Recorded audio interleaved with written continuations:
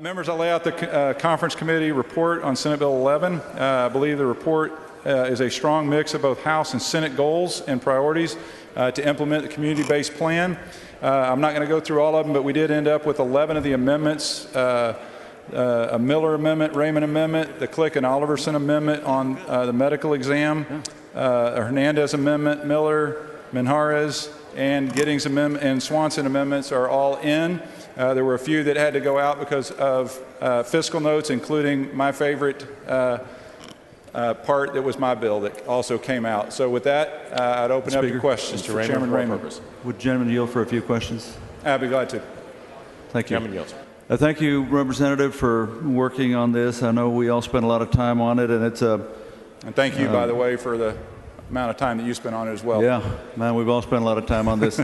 And I just wanted to make sure that we really, for the record, recognize that in trying to move forward, and looking at many different solutions as we can to make the Child Protective Services system better and the foster care system better, we're looking at what we're describing as community-based care, yes. Foster care, community-based care, yeah. Foster care, yes, and so one of the delicate issues that we dealt with were the contracting out, as we have contracted for placement services, and that's worked really well, and we're looking at other areas we can continue to do that, but also contracting out the placement services, right? I mean the case management. Case management services, correct? Yeah, that's correct. And as we looked at it, I think that what we as a body did is, in the appropriations bill, looked at trying Members. The chair. The chair has an objection to this bill. Before we laid it out, there was an objection. We apologize. Okay, members, I'll skip the layout, and I think we'll get back to our questions. Speaker. Mr. Raymond, for what purpose? Would the gentleman yield to continue the conversation we were starting a little while ago? Frank, do you yield? Sure, I'd be happy to.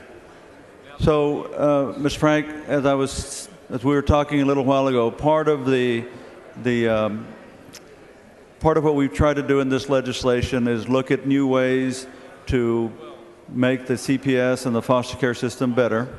And as we have already started with the placement, contracting out placement of children, what we're also looking at now in this bill is the idea of contracting out the case management. Is that right? That's right. And you recognize that this is a very sensitive part of the process. Is that correct? Absolutely.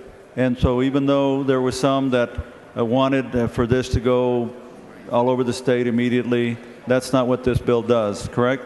That's correct. I think it really there's a lot of protections in place to make sure that it goes very deliberately.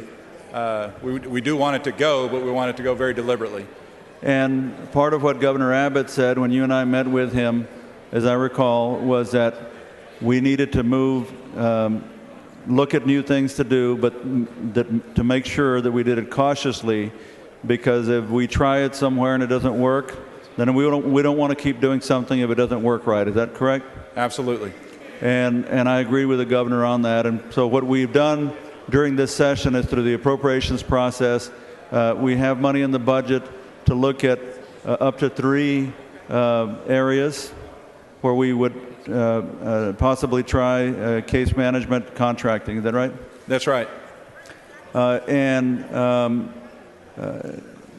We have put safeguards, or we put provisions in the bill so that the agency looks at this very carefully, make sure that, because we had some bad experiences in the past with some for-profit contractors that were not able to do the job well in terms of placement services. You recall that, right? That's right. So what we've done in here is the bill, for example, says it has to be a nonprofit, or it could be a county, governmental entity, correct? That's right. Nonprofit or government entity. So it's limited to nonprofit and governmental entities, right?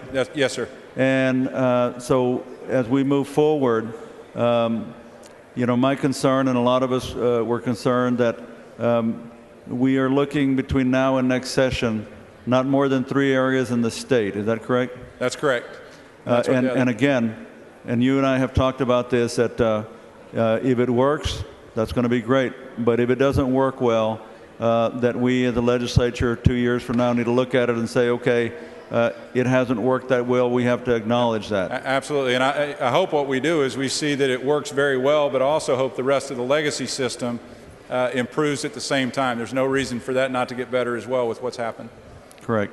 All right. Well, I appreciate that. Again, it is a very sensitive process. There were a lot of concerns raised by a lot of people. We have a federal lawsuit hanging over our head.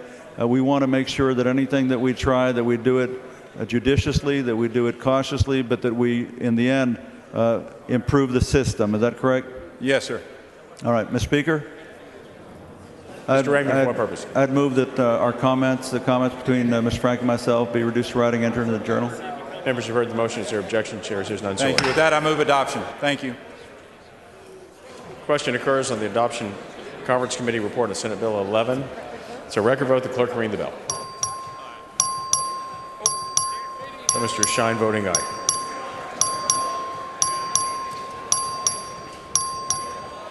Have all voted? Show Mr. Zedler voting aye. Show Mr. Turner voting no.